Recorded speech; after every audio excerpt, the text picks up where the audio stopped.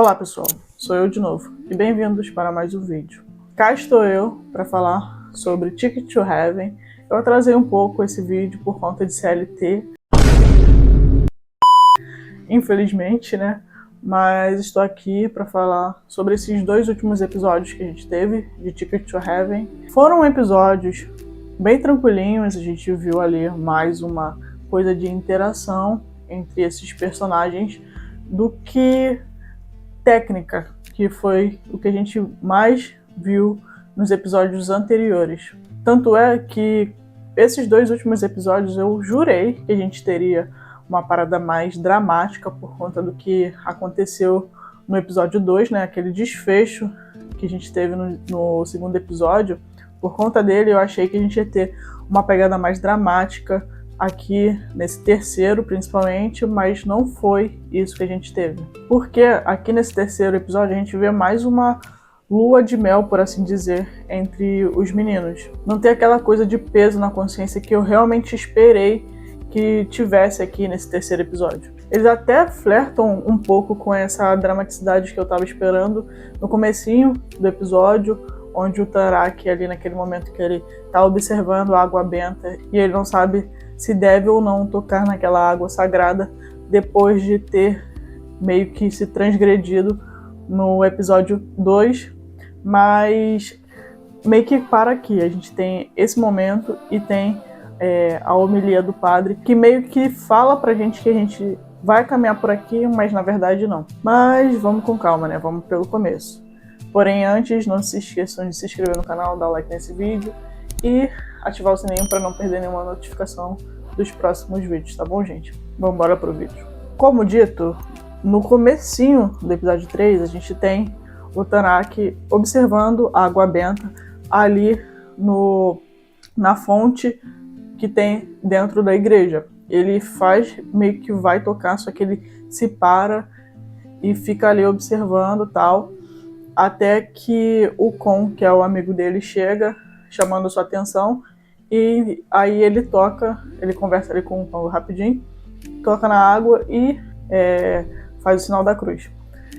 Nesse momento aqui, fica claro que ele tá meio assim, com esse peso na consciência que eu conversei no iniciozinho aqui desse vídeo com vocês.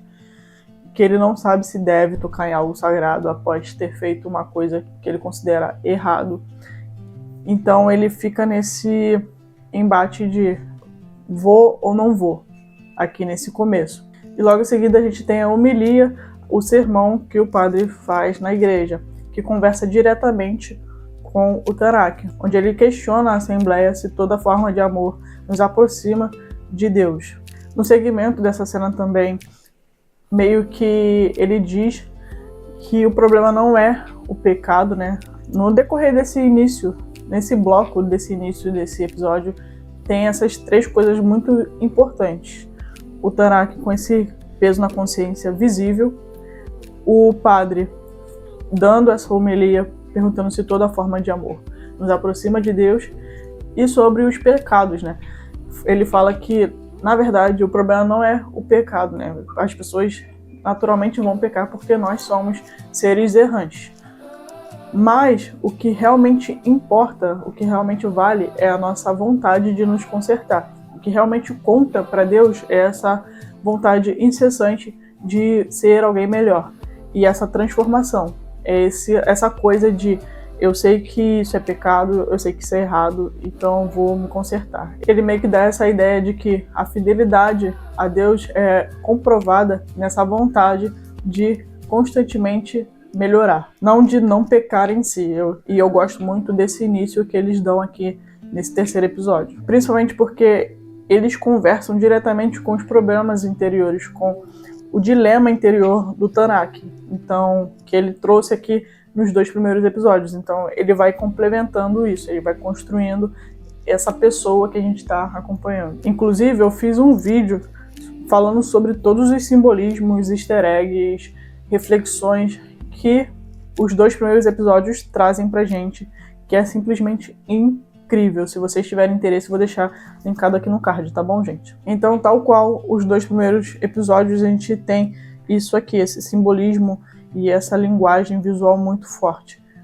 no começo desse episódio 3 e no final dele.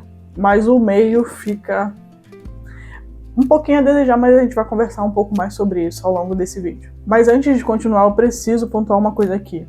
A atuação do Forte continua impecável, gente. É impressionante o que esse garoto faz, principalmente se você já viu alguma coisa dele fora da série.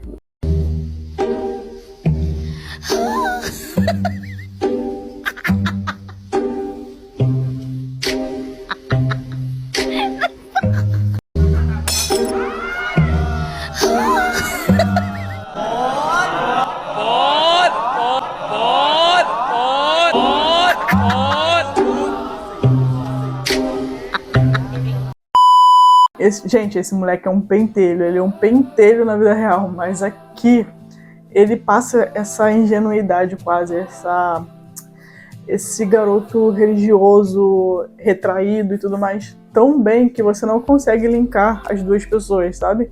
E torna essa atuação dele muito mais impressionante, justamente porque na vida real ele é uma coisa e aqui ele é totalmente diferente, ele é o oposto dessa pessoa, então eu fico abismada, de verdade. A atuação dele tá incrível. E assim, eu fico pontuando a atuação do Forte porque é ele quem traz mais dramaticidade, querendo ou não, porque ele é esse personagem multifacetado, né, aqui nessa série. O Gemini, ele tem os momentos dele, obviamente, principalmente aqui no episódio 4, que eu vou comentar mais pra frente com vocês. Porém, a série toda é do Forte, porque ele que carrega esse peso dramático mais, assim, visível pra gente. Então é impossível eu não falar mais sobre ele. A atuação do Gemini, de novo, tá muito boa também, mas aqui a série é do Forte, não tem jeito, gente. Ele tá impecável e ele é lindo, né? Nossa, que ator bonito, o Forte.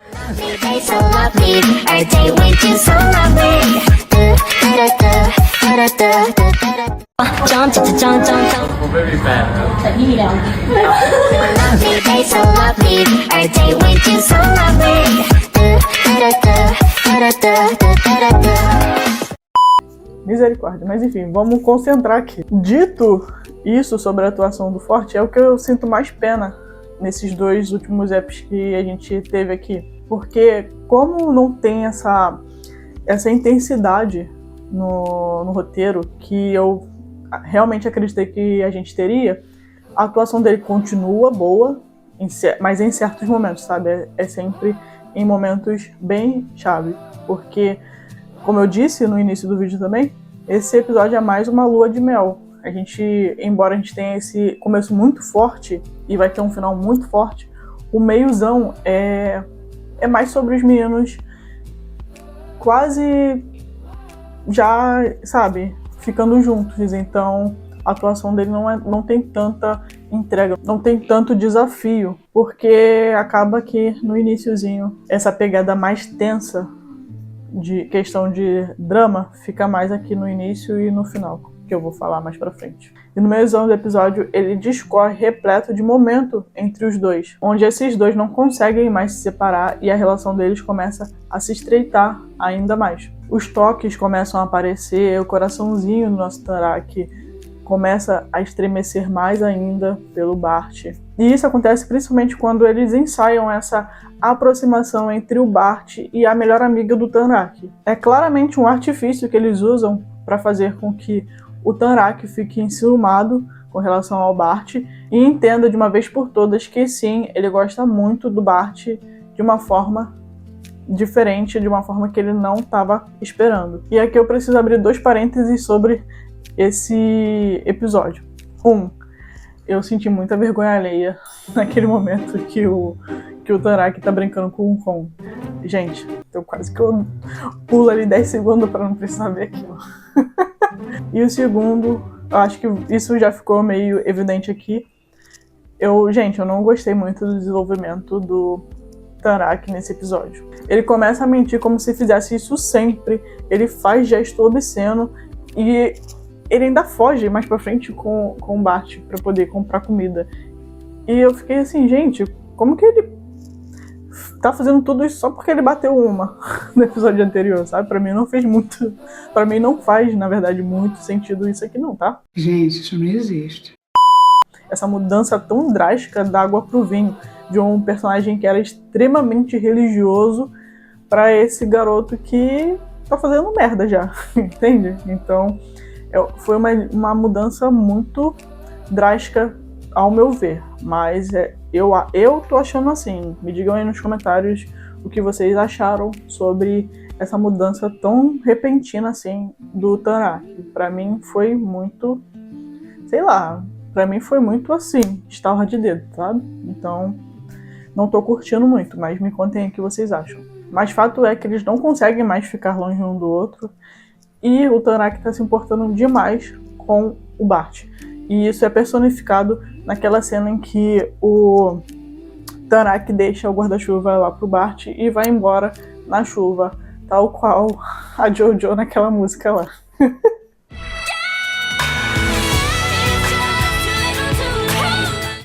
Assim, a gente aceita porque... Gente, mais um parênteses aqui. Não faz sentido ele ter deixado o guarda-chuva pro Bart, sendo que o Bart estava de bicicleta. Eu não sei se ele consegue. Se ele conseguir, ele é um mestre, mas eu não conseguiria andar de bicicleta com um guarda-chuva. Então, assim, eu achei meio nada a ver, mas a gente precisava dessa cena na chuva do nosso Tanaka para trazer uma dramaticidade maior para isso aqui, né, que a gente está acompanhando. Então, o bichinho foi embora na chuva e quando chegou no dormitório, ele foi lá tomar o banhozinho dele, como a gente já viu várias vezes aqui nessa série. E enquanto ele tá tomando aquele banho e tal, a luz acaba. E os meninos vão e metem o pé, porque, né, não vão ficar ali sem luz. Só que o Tanaka fica porque ele não tem medo. Eu teria metido o pé em 2 segundos quando a luz tivesse apagado. Gente, esse lugar tem um cemitério. Eu não ficaria nem a pau. Mas o Tanaka parece que ele perdeu o medo. Porque antes ele tinha medo de fantasma, mas agora acho que ele tá muito corajoso. Ou então ele tá muito pensativo, né? Porque a gente vê nos olhinhos dele, como a gente também já percebeu que o Aofi adora fazer isso, o foco no rosto dele mostra que ele tá com os pensamentos, sabe, muito profundos. Ele tá pensando demais em muitas coisas. Mas ele é arrancado desse pensamento dele, desses pensamentos que estão bombardeando a mente dele, pelo Bart que chega logo em seguida ali e fica ali com ele. E os olhares aqui é muito intenso. E é aqui também que eu queria comentar um pouquinho sobre essa atuação do Gemini, que embora não esteja muito desafiadora, como na verdade está sendo bastante pro Forte, né? O Forte tá sendo muito desafiado nessa série. O Bart não tá sendo muito, né? O Gemini, no caso. No entanto, quando é necessário, ele consegue dar esse tom mais cômico, às vezes, quando ele precisa implicar com o Tanaka, ou então quando eles estão tendo aquelas conversas profundas, ele consegue, sim, dar uma atuação muito interessante, que mostra o que aquele personagem também carrega dentro de si. E aqui não é diferente. Quando ele chega nesse momento, ele já catou que o Tanaka gosta dele, sabe? Ele já catou que ele tem alguma coisa ali entre eles, que vai além da amizade. Então ele, assim que ele chega, ele fica olhando pro Tanaka. E essa cena, assim, já adianto, é absoluto cinema. Eu acho que essa cena ficou até famosa antes mesmo de as pessoas verem o episódio inteiro, sabe? Cortaram essa cena e já jogaram, porque eu vi circulando no YouTube em vários lugares. E realmente é uma cena impecável. Mais uma cena impecável do Aofi. E aqui, eles ficam se olhando e dá pra ver essa vontade do Bart de ficar com o Tanaka. Dá pra ver esse desejo que ele carrega de ficar com ele. Essa tensão entre eles quase que dá pra cortar com uma faca, de tão, sabe? Contudo, a luz se acende de novo e eles se separam. Eles estavam bem pertinho, mas o Aofi também gosta muito de fazer isso. Ele gosta muito de quebrar a expectativa. Ele dá uma cena pra gente, mas logo em seguida ele dá um corte. Ele gosta de fazer um pouco isso. E aqui a gente tem essa quebra que ele geralmente faz. Eles estavam aqui, só que quando a luz se acende, eles se separam. Mas aí o nosso querido Tanak já estava num turbilhão de sentimentos no coraçãozinho dele, na mente dele, ficou ainda mais com essa aproximação. Então ele dá um migué ali e foge, se esconde. E ele fica lá, aguardando até os meninos acabarem de tomar banho e ele ficar novamente sozinho. Só que quando ele abre a porta, imaginando que ele estava sozinho, quem tá lá é o Bart. Então eles têm aquela briga ali, porque o Tanak não quer deixar o Bart entrar. E isso aqui carrega muita simbologia junto, gente. Eu acho magnífico como a Off, né, o diretor dessa série, consegue colocar visualmente exatamente o dilema interno do personagem. Porque a leitura clara dessa cena é o Tanak tentando impedir que o Bart entre totalmente em sua vida, né? Isso aqui é muito claro, é muito simbólico. Então essa briga para ele fechar a porta é sobre isso. É ele tentando expulsar o Bart de sua vida. E no primeiro momento, em primeira instância, ele consegue, porque ele consegue fechar a porta.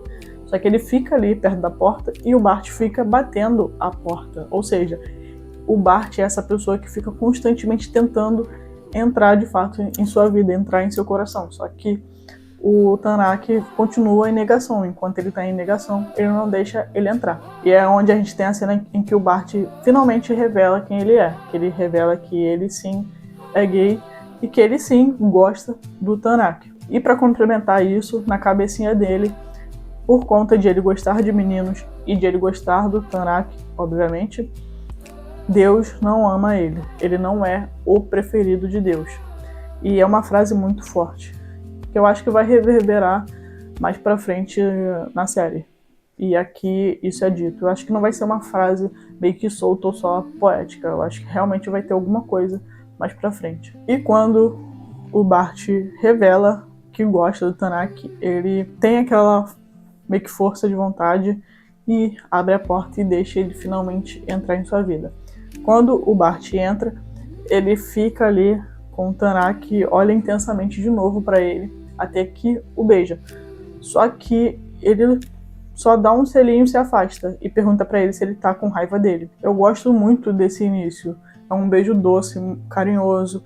E o Bart não, não avança, ele não força nada. Ele o beija primeiro, mas ele espera. Ele sempre espera, como fez até aqui, porque ele não quer exigir nada, ele não quer forçar nada ao Tanak. E então o Tanak repete a frase do Bart, falando que ele também não é o filho preferido de Deus, e o beija de volta, mostrando que sim, ele gosta dele. Eu acho interessante isso aqui. Primeiro, é uma cena muito bonita e muito simbólica. Mas além disso, eu gosto que o Tanak não necessariamente ele fala que ele é gay. Ele só repete a frase do Bart. Eu acho que isso também diz um pouco sobre esse personagem, sabe? Ele não fala com todas as palavras, eu sou gay. Porque ele meio que não se aceita ainda. Eu acho que eu meio que leio assim, sabe? Que ele não tem essa consciência de que ele se aceita ainda. Então, ao invés de ele falar que ele é gay e reiterar isso, igual o Bart fez, porque o Bart já se entende, ele só repete a frase que também não é o filho preferido de Deus. Mostrando que sim, ele sente a mesma coisa que o Bart com relação a meninos, mas não tem aquela aceitação. Eu acho que eu senti um pouco disso, sabe? Eu não sei vocês, mas eu senti um pouco disso. E é exatamente assim, com esse beijo, que esse episódio 3 termina. O Gemini e o Forte, mais uma vez, eles entregam uma sensibilidade muito grande aqui nessa cena. E essa frase, né? Eu não sou o filho preferido de Deus, dá um peso emocional muito grande para ela. Os sentimentos são vívidos em cada gesto. É muito linda essa cena. Eu achei muito, muito bonita mesmo. E no EP 4 não fica muito atrás. No episódio 4 a gente ainda tem esses gestos, essa lua de mel, essa interação entre eles, sabe? É trabalhado mais ainda isso. E é mais intenso, é mais, mais próximo ainda essa relação que eles vão construindo no quarto episódio. Até porque aqui nesse quarto eles já não se negam mais. Em nenhum momento a gente tem essa coisa de negação. Eles já entendem que eles se querem, que eles querem ficar juntos. Então a gente acompanha mais esse lado de eles querendo estar juntos, mas sem poder estar juntos necessariamente. E então o episódio é pautado justamente nisso, de eles não conseguirem estar juntos da forma que querem, mas eles encontram maneiras de estarem juntos, sabe? É um cobertor que eles trocam ali nas escondidas para poder sentir o cheiro um do outro. É um sentar juntos que acaba virando um toque físico que eles não podem ter. Uma foto que o Bart consegue deles dois, que ele compartilha com o Tan. Nesse episódio a gente acompanha essa vontade de estar juntos, mas sem conseguir, de fato. Porque por mais que eles tenham vários desses momentos bonitinhos juntos, tudo é muito nas entrelinhas, tudo é muito retraído, tudo é muito reservado, entende? Para ninguém perceber o que tá rolando entre eles, embora a amiga do Tanak consiga perceber aparentemente. Assim, também... Enfim, vou comentar mais pra frente. E mais uma vez o Aof consegue personificar isso naquela cena em que eles estão a sós em uma sala e a gente consegue perceber o quanto o Bart e o Tanak querem se tocar, querem se beijar e tal, só que eles não podem, eles não conseguem fazer isso naquele lugar, né, onde eles estão. É uma mão ali que o Aof filma, dá um close-up na mão deles, em que o Tanak aperta a mão do Bart, sabe? E a gente consegue ver que é quase doloroso essa vontade de estar juntos, mas sem poder estar. É impressionante a direção do Aof, de verdade, é muito boa. E isso retrata esse receio que o Tanak também tem aqui no decorrer desse episódio, embora seja abordado de uma forma muito superficial, sabe? Porque mesmo que tenha esse afastamento um pouco do Bart nesse momento, que o Bart, ele vai, né? Mas o Tanak freia. E tem alguns diálogos que o Tanak também tem ao longo do EP, principalmente com o conselheiro espiritual dele, né? Mas, assim, é muito pouco pro que a gente deveria ver, eu acho. Ele verbaliza esses anseios e esses defeitos, né? Entre muitas aspas. Mas, sei lá, não tem tanto desenvolvimento. Até porque os meninos estão vivendo essa relação, como eu tô falando aqui com vocês. Tem vários momentos que eles realmente estão interagindo, estão juntos. Então, sim, eles estão vivendo essa relação, embora com certa restrição, mas estão vivendo. Ao contrário desse peso na consciência que eu constantemente fiquei, assim, não saía da minha cabeça. Eu só ficava pensando, gente, como uma pessoa extremamente religiosa, igual desenharam que o Tanak não tá sentindo peso na consciência de estar fazendo tudo isso, sabendo que ele julga errado. Todos esses sentimentos, toda essa interação, todo esse relacionamento, ele julga que é errado, porque foi assim que foi ensinado pra ele. Mas esse peso na consciência não é tão palpável igual a relação que eles estão construindo entre eles. A relação deles é muito mais, sabe, muito mais construída. Tem muitas cenas em que eles estão interagindo como se não houvesse amanhã. E não tem tanta coisa do Tanak ficar se julgando, porque eu sinto isso, né? Que pessoas que são geralmente religiosas, já vi muito isso, geralmente elas se julgam demais. Quando faz alguma coisinha errada, fica lá assim parado, pensando na vida, será que eu devia ter feito isso? Igual foi no começo do episódio 3, em que ele fica olhando para a água benta e fica, sabe, dá pra ver o receio dele. Mas, sabe, foi um estalo tão grande que deu de ele passar de uma pessoa extremamente certa para uma pessoa que não se importa mais com as atitudes dele, me parece. Então isso me incomoda muito. E esses pesos na consciência que eu venho conversando com vocês são simplesmente lapsos. Ele tem um pezinho na consciência em que ele verbaliza, mas logo não tem mais. Então isso fica, sabe, pra mim não parece certo, pra mim não parece condizente com esse personagem.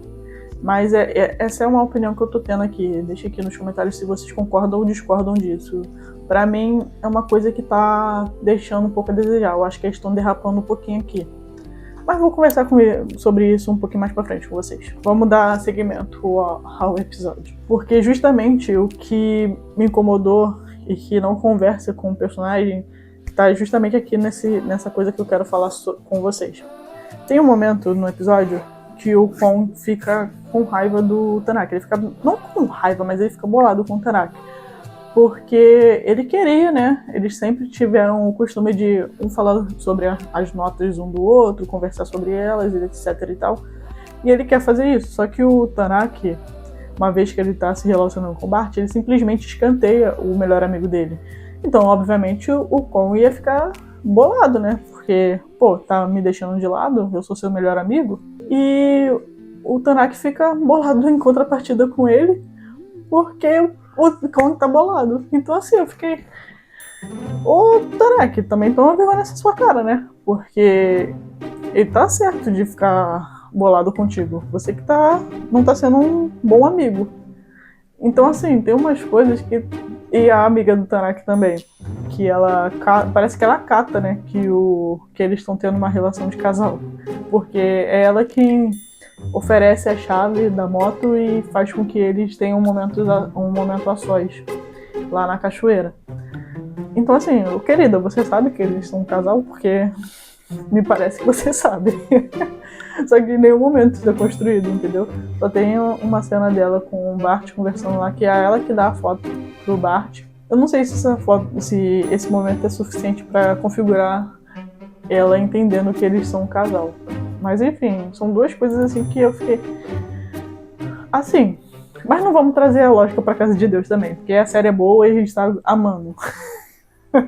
Mas eu não podia deixar de comentar isso com vocês. Então o fato é que ela dá essa chave e eles conseguem ter um momento juntos, e esse momento é lá na cachoeira, como eu comentei. E a gente percebe uma coisa bem forte aqui em Ticket to Heaven.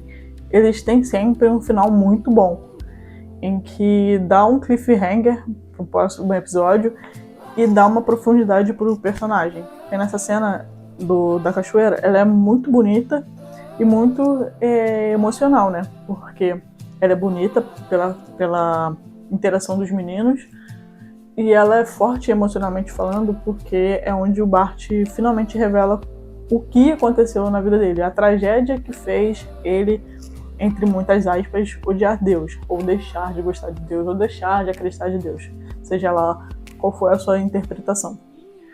É aqui que ele revela que a mãe sofria abuso dentro de casa, né? Abuso doméstico, físico, e ele também. E aí teve um momento ali de briga em que o pai dele, quando descobriu que ele era gay, meteu a porrada nele, e aí a mãe dele, para defender ele, acabou batendo no pai de uma forma que, se é que vocês me entendem, né? Então é uma tragédia muito forte, e por isso que ele tem essa relação com Deus. A não relação, na verdade, né? Por isso que ele não tem mais essa relação com Deus. Eles eram uma família muito religiosa que acabou tendo essa tragédia e fez com que ele desacreditasse. Então é emocional por causa disso. E é bom a gente saber desse background dele, para entender o personagem, para entender essas atitudes dele.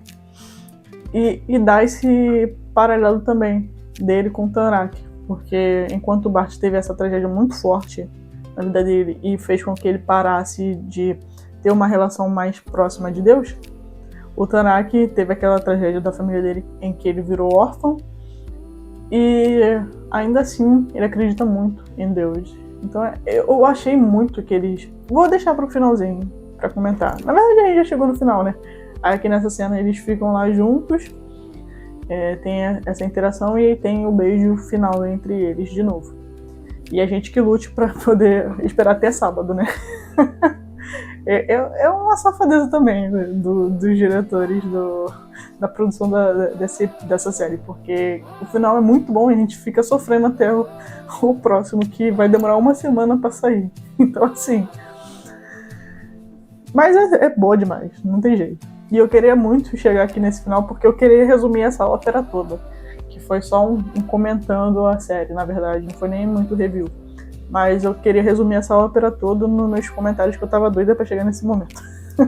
Resumindo a ópera toda, eu tô achando que eles estão derrapando um pouco, como eu disse antes. Eu não tô gostando muito do que eles estão fazendo com o Bart e o Tanak, principalmente com o Tanak. Tá escorrendo muito pelas mãos o texto magnífico que eles tinham no início da série. Tá virando, por assim dizer, um água com açúcar, essa série, num contexto onde deveria ter muita autorreflexão, na minha visão, sabe? Essa autorreflexão e esse peso na consciência devia ser mais abordado, mais lapidado pra gente, porque é um tema muito forte, muito, sabe, significativo. E usando justamente esse finalzinho que eu falei, que tem esses paralelos de tragédias, né?